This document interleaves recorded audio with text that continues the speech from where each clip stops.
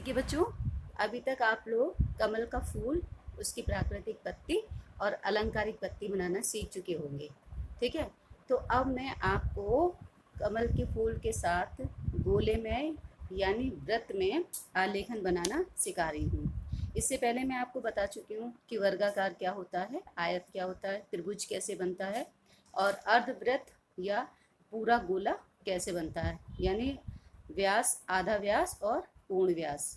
गोले को हम वृत्त बोलते हैं। ठीक है बच्चों, ये इस तरह से वृत्त। तो इसकी यहाँ मैं आपके लिए एक ये लेकर आई हूँ वृत्त यानी गोला, जिसकी लंबाई जो है 6 इंच है। मैंने ये निशान लगा रखा है और बीच का पॉइंट बना के यानी 3 इंच का पॉइंट बना के मैंने प्रकार से ये गोला इस तरह से खींचा हुआ है।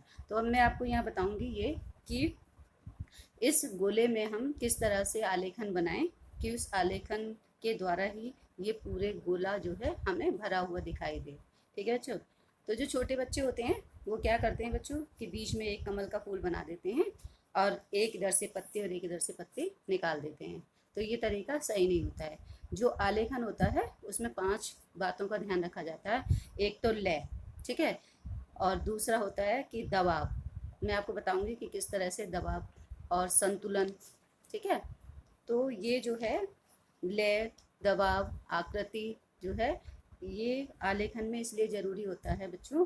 मान लो कि हमारा ये इतना बड़ा गोला है और अगर हम इसमें बीच में एक छोटा सा फूल बना देंगे और पत्ती बना देंगे तो क्या वो अच्छा लगेगा? नहीं। इसका मतलब ये है कि जितनी बड़ी हमारे पास आकृति है हमें बनाने के लिए मिली है, हम उस आकृति के अनुसार ही इसमें डिज़ाइन बनाएं।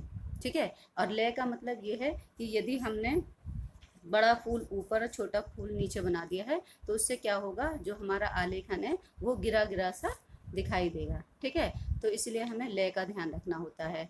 और शेप का मतलब ये है कि जो हमें शेप मिली हुई है, गोल है, त्रिभुज है, आयतकार है, वर्गाकार है, तो उसमें कौन सी डिज़ाइन अच्छी लगेगी इस बात का हमें ध्यान रखना है। ठीक है, तो यहाँ मैं आपको लय, आकृति, संतुलन के आधार पर गोले में आलेखन बनाना बताऊंगी। ठीक है, तो लय मैं बता रही हूँ। लय का मतलब क्या है? ये बच्चों लय होती है जो इस तरह से दी जाती है। ठीक है बच्चों, ये मैं लय बना रही हूँ। इस लय का मतलब है कि मेरा आलेखन संतुलन और दबाव के आधार पे पूरा बनेगा। ये मेरी लय है बच्चों। ठीक है, इस तरह से।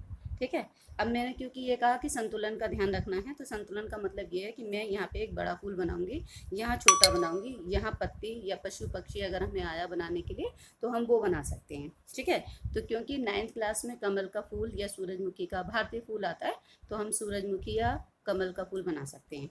ठीक है, तो कमल का फूल मैंने आपको बताया है बनाना कि कैसे बनाते हैं। तो देखो,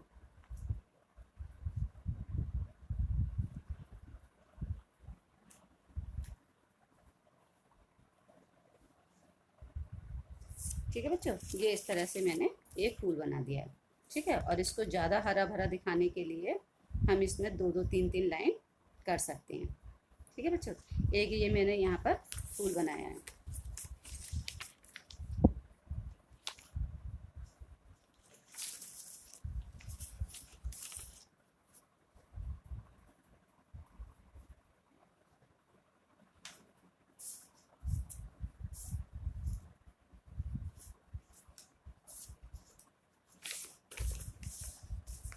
जो बच्चे बिल्कुल नहीं जानते हैं कला बनाना, ये उनके लिए है बच्चों। ठीक है, और जिन्हें आती है वो अपनी इसमें अपने आलेखन में सुधार कर सकते हैं बच्चों।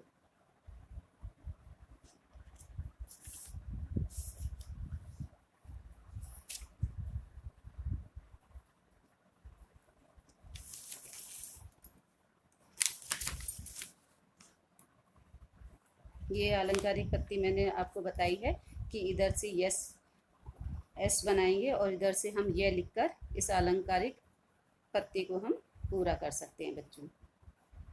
ठीक है,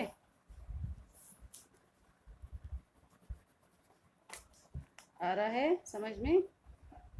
और ये हमारी इस तरह से पत्ती बन गई। इसके बाद हम इसमें इस तरह से अलंकारिक इकाइयाँ बना देंगे बच्चों ये। ठीक है, ये होता है आलेखन को भरने का सबसे बढ़िया तरीका।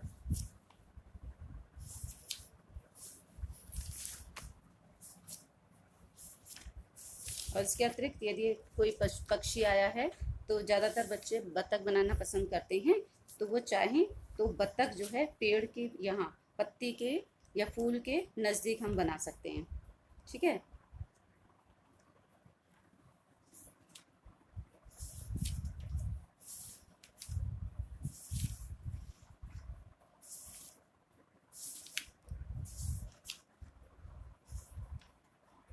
तो इस तरह से बच्चों ये हमारा आलेखन है। आप किसी भी फूल या पत्ती फूल को यानी सूरजमुखी का या कमल का फूल लेके आप इस तरह से आलेखन बना सकते हैं।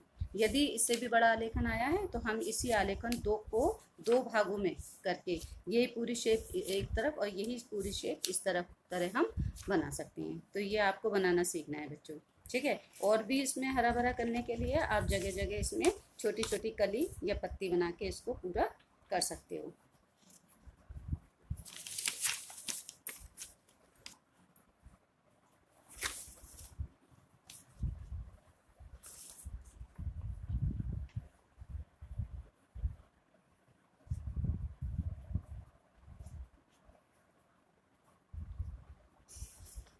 ठीक है बच्चों, ये आलेखन है हमारा। ठीक है। इसके अलावा मैं आपको गोले में और 2 या 3 डिज़ाइन भेज रही हूँ जिसके आप आराम से प्रैक्टिस कर सकते हो। ठीक है।